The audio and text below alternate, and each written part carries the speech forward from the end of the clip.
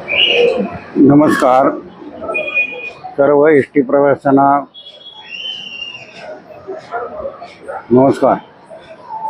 S T महामंडळ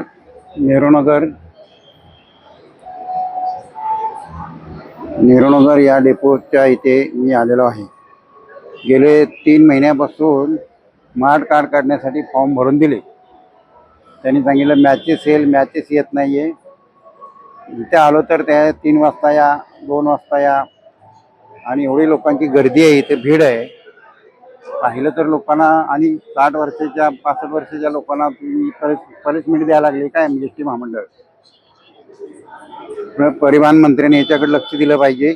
इथं सोयी नाही आहे लोकांसाठी. तिथं काउंटर एकच आहे आणि लाईन बघा किती आहे. 100 लोकांची, 50 लोकांची लाईन आहे.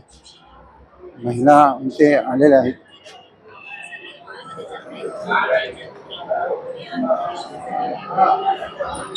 लाईन बघितली तर मला कळेल की वयस्कर लोक इथे लाईन मार्ग येतात.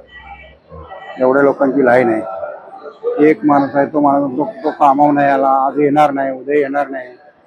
हे लावले घ्यायचं, टाइम टेबल लावलं पाहिजे रोजच्या रोज. ते लावले जात नाही, काम वेळेवर होत नाही.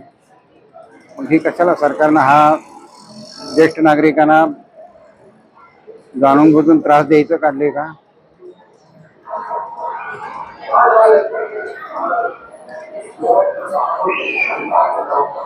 परिवहन मंत्र्यांनी याच्याकडे गांभीर्याने लक्ष दिलं पाहिजे. असं सर्व एस टी प्रवाशांना कळकळीची विनंती आहे की आपण याच्यावरती परिवहन मंत्र्यापर्यंत हा मॅसेज पाठवाल, अशी मी सगळ्याला कळकळीची विनंती करतो. माझं नाव मोहनराव कांबळे. मी नेहरूनगर या एस टी महामंडळाच्या कार्यालयामध्ये आलो आहे. या ठिकाणी लाईन बघा किती आहे लोकांची. स्मार्ट कार्ड फॉर्म भरायसाठी आहे. तिथे एकच माणूस आहे, तो पण 2-2 मिनिटावर फोनवर बोलत असतो. दुसरे ज्येष्ठ नागरिकांचे ते स्मार्ट कार्ड मिळण्यासाठी 2-3 महिने झाले भरून फॉर्म. आत्तापर्यंत त्याचा मॅचेस नाही आहे किंवा कुठलीही त्याच्यावरती कारवाई झालेली नाही. पैसे तर भरून घेतले. ही एस टी महामंडळाने चालवलेला हा भोंगळा कारभार राज्याच्या जनतेला जाणून बुजून त्रास द्यायचा.